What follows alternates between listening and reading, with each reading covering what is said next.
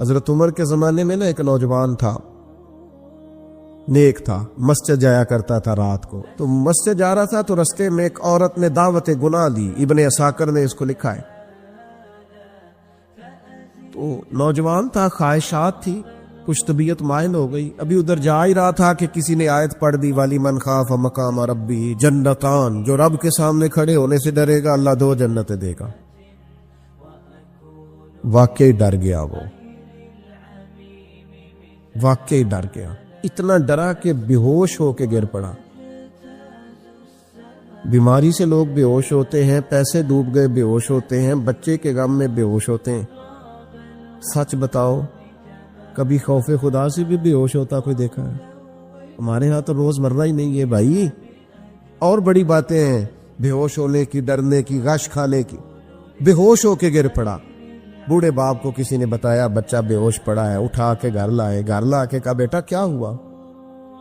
نوجوان ہے، چڑھتی جوانی ہے، پر پاکیزہ بڑی ہے. کہنے لگا ابا جی گناہ کی طرف چلا گیا تھا، پر میں نے آیت سن لی جو اللہ کے سامنے کھڑے ہونے سے ڈرے گا رب 2 جنتیں دے گا. میں ڈر گیا تھا، رب واقعی 2 جنتیں دے گا. باپ رو پڑے، ابا جی کی آنکھوں میں آنسو آئے اور کہا پتر اللہ بڑا مہربان ہے، اس کے بعد سچے ہیں، واقعی 2 جنتیں دے گا. اس نے پھر ایک چیخ ماری اور اس طرح کی ماری کہ اس کی روح ہی پرواز کر گئی. روح ہی پرواز کر. کشتگانے خنجر تسلیم را، عشق کی خنجر سے قتل ہو گئے لوگ. صبح حضرت عمر کو پتا چلا کہ انہوں نے تو رات جنازہ بھی پڑھ دیا، تدفین بھی کر دی. جناب عمر فرمانے لگے اتنا نیک نوجوان خوف خدا سے دنیا سے چلا گیا، مجھے کیوں نہیں بلایا میں جنازہ پڑھتا. فاروق اعظم فرما رہے ہیں میرا شوق تھا میں اس کا جنازہ پڑھتا. کہ حضور آپ کو تکلیف نہیں دی؟ فرمایا بتاؤ قبر کہاں ہے؟ کہ کامل پیر اونا دے باہو قبر جنا دی جیوے.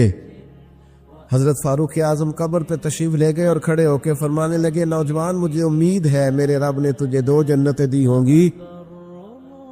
ابن عساکر کھول کے دیکھو تاریخ بغداد نے کیا لکھا ہے. حضرت سیدنا فاروق نے فرمایا امید ہے 2 جنتیں دی ہوں گی. قبر کے اندر سے بولا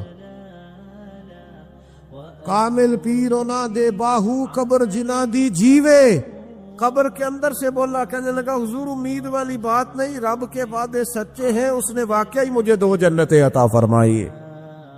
2 جنتیں دی ہیں، میں نے اپنے مالک کو راضی پایا. ہمارے صوفیاء تصوف میں ایک جملہ بولتے ہیں کہ تیرا تو فقر فقر بوزر ہے، یعنی جن کو صحیح درویش کہتے ہیں نا، صحیح درویش. مولا علی شیر خدا رضی اللہ تعالیٰ عنہ فرمایا کرتے 2 ہی تو بندے جو رب کے رستے میں کسی شے کی پرواہ نہیں کرتے. حضور کون سے؟ فرمایا ابو ذر غفاری ہے اور دوسرے علی المرتضیٰ ہے. مولا علی فرمایا کرتے یہ نا مسلمانوں میں سے 4 یا 5ویں مسلمان ہیں. شروع سے ایک سلیم الطبع آدمی، کچھ لوگ طبعاً بڑے نفیس ہوتے ہیں، طبعاً اللہ کی طرف سے شروع سے ہی. ان کا جو قبیلہ تھا بنو غفار وہ راہزنی کرتا تھا، لوگوں کو لوٹ لیتا تھا. شروع میں یہ کام کیا لیکن جب کچھ لوگوں کی چیخیں کانوں میں گئیں تو چھوڑ دیا. فرمایا نہیں یار طبیعت نہیں مانتی. اور نبی پاک کا کلمہ پڑھنے سے پہلے ہی بتوں کی پوجا چھوڑ کے رب کی عبادت شروع کر دی. لوگ پوچھا کرتے تھے آپ عبادت تو کرتے تھے پر منہ کدھر کرتے تھے؟ فرماتے تھے جدھر وہ کرا لیتا تھا کر لیتے تھے. کسی نے انہیں بتایا کہ مکے میں ایک شخص ہیں جنہوں نے اعلان نبوت کیا ہے، آپ کی طرح کی باتیں کرتے ہیں. انہوں نے اپنے بھائی کو بھیجا، ان کا نام انیس تھا. پتہ کر کے واپس آئے، بھائی کہنے لگے ابو ذر ان کا نام جندب ہے، اصل میں ذر ان کے بیٹے کا نام ہے اور کنیت سے زیادہ معروف ہیں، ابو ذر غفاری کہلاتے ہیں. فرماتے ہیں کہ بھائی نے آ کے بتایا کہ وہ نیکی کا حکم دیتے ہیں، برے کاموں سے منع کرتے ہیں، صلہ رحمی کا پیغام دیتے ہیں، لیکن لوگ سارے مخالف ہیں. یہ چیز بھی بڑی کاؤنٹ ہوتی ہے، اسے نہ کاؤنٹ کیا کریں. لوگوں کی ترجیحات بدلتی ہیں، صبح کچھ دوپہر کچھ شام کچھ، اسے نہ کاؤنٹ کریں. انہوں نے اس بات کو کاؤنٹ کر کے بتایا کہ لوگ ان کے جو ہے نا وہ مخالف ہیں سارے.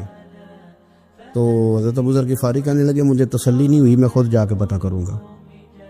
کہتے ہیں مکہ شریف آیا تو کسی ایسے آدمی سے پوچھ بیٹھا